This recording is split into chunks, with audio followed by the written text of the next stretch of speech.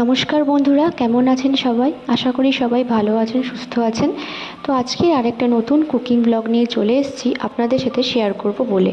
তো আজকে লাঞ্চে করেছিলাম ডাল, সিম্পল মাছের ঝোল আর ভেন্ডি ভাজা। তাহলে চলুন ভিডিওটা স্টার্ট করা যাক। তো প্রথমে আমি এখানে মাছটাকে ম্যারিনেট করে নিচ্ছি, নুন হলুদ দিয়ে মাখিয়ে নিচ্ছি, তারপরে রান্না শুরু করব।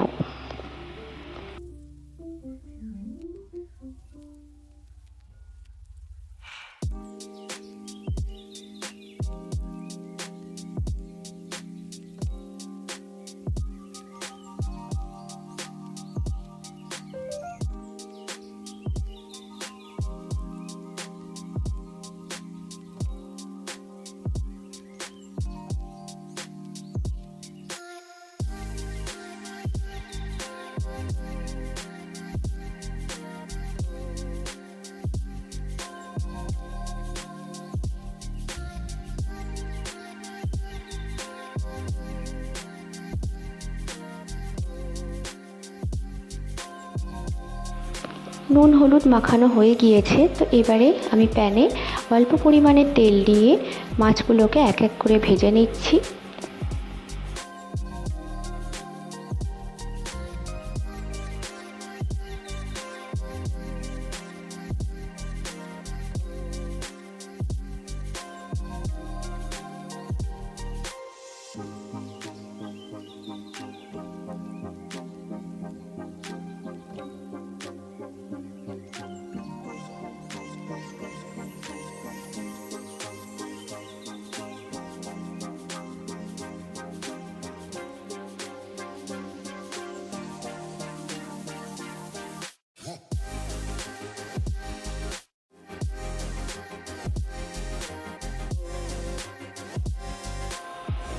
তো মাছটা আমার ভাজা হয়ে গিয়েছে। এবারে আমি এরই ফাঁকে করে নিচ্ছি ভেন্ডি ভাজাটা। ভেন্ডিটাকে ভালো করে ধুয়ে কেটে রেখে দিয়েছি। এবারে কড়াইতে নিয়ে নিচ্ছি অল্প পরিমাণে তেল, এই 3 চামচ মতন, ছোটো চামচ। তেলটা গরম হয়ে এলে ওর মধ্যে দিয়ে দিচ্ছি সামান্য কালো জিরে আর একটা ছোটো সাইজের পেঁয়াজ আর 2-3টে কাঁচা লঙ্কা স্প্লিট করে। একটু ভাজা ভাজা করে নেব পেঁয়াজটাকে। পেঁয়াজটা একটু ভাজা হয়ে এলে ওর মধ্যে কিন্তু কেটে রাখা ভেন্ডিগুলো দিয়ে দেব। তারপরে ভালো করে নাড়াচাড়া করে 1 থেকে 2 মিনিট মতন একটু রেখে দেব।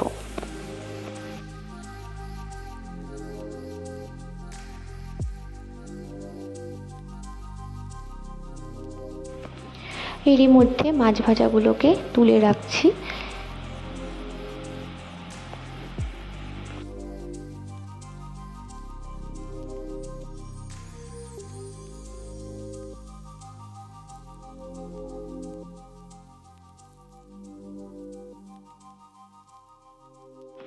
এবারে ভেন্ডি ভাজার মধ্যে দিয়ে দিচ্ছি ছোটো এই 2 চামচ মতন নুন আর এই ছোটো 1 চামচ মতন 2 চামচ মতন হলুদ গুঁড়ো।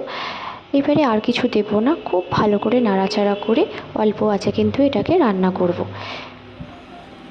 ভেন্ডি ভাজা কিন্তু বারবার নাড়াতে হয়, বারবার দেখতে হয়, না হলে কিন্তু লেগে যেতে পারে, পুড়ে যেতে পারে, তখন কিন্তু স্বাদটা খুব ভালো আসবে না। তাই মাঝে মাঝে একটু নাড়িয়ে নিতে হবে। একটু ঢাকা দিয়ে দিলাম। এবারে আমি মাছের ঝোলের মশলাটা রেডি করছি।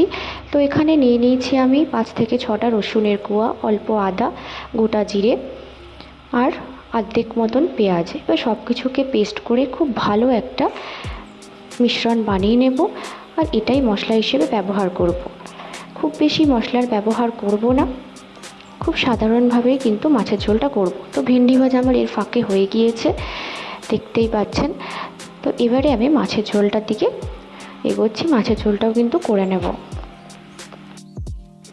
মাছের ঝোলের জন্য ওই প্যানেই কিন্তু অল্প পরিমাণ আরও তেল নিয়ে, তেলটা একটু গরম হয়ে আসলে সামান্য একটু কালো জিরে ফোড়ন দিয়ে দিচ্ছি।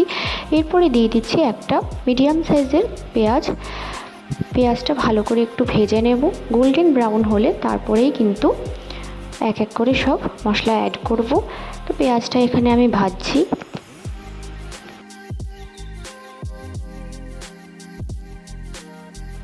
পেঁয়াজটা একটু হালকা ভাজা হয়ে গিয়েছে। এবারে একটা টমেটো কেটে এর মধ্যে দিয়ে দিচ্ছি। টমেটো না চাইলে কিন্তু তোমরা নাও দিতে পারো মাছে। তো আমি একটা টমেটো এখানে দিয়েছি, আর টমেটোটাকেও কিন্তু 1 মিনিট মতন একটু ভাজা ভাজা করে নেব।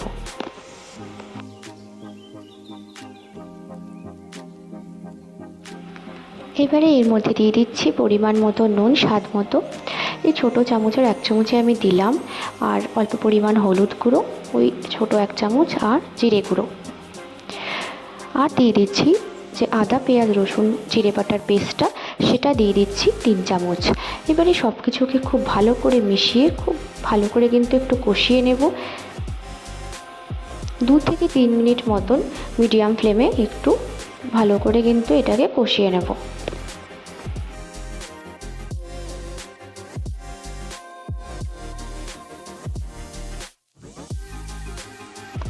এটা কষতে থাকুক, ততক্ষণে আমি ভেন্ডি ভাজাটাকে তুলে রাখলাম, ওটা রেডি হয়ে গিয়েছিল। তো এবারে দেখো মাছের ঝোলের মশলা কিন্তু প্রায় কষানো হয়ে গিয়েছে। এবারে এর মধ্যে দিয়ে দেবো আমি অল্প পরিমাণে জল।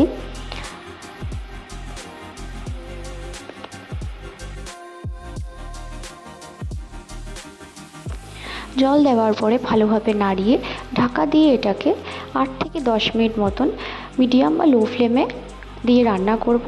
ঝোলটা যেই ফুটে আসবে তখন কিন্তু ভেজে রাখা মাছগুলো দিয়ে দেব।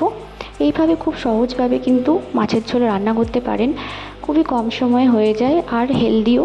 খুব একটা মশলার কিন্তু এটাতে ব্যবহার নেই, কারণ আমি খুব একটা মশলা ব্যবহার পছন্দ করি না, স্বাস্থ্যের জন্যও ভালো না। তো এবারে এটাকে 1 থেকে 2 মিনিট মতন আরও রান্না করব, তাহলেই আমার মাছের ঝোল কিন্তু রেডি হয়ে যাবে। তাহলে দেখুন মাছের ঝোল আমার রেডি হয়ে গেল। আজকের এই কুকিং ব্লগ ভালো লাগলে অবশ্যই চ্যানেলটি সাবস্ক্রাইব করে পাশে থাকবে। দেখা হচ্ছে পরের ভিডিওতে।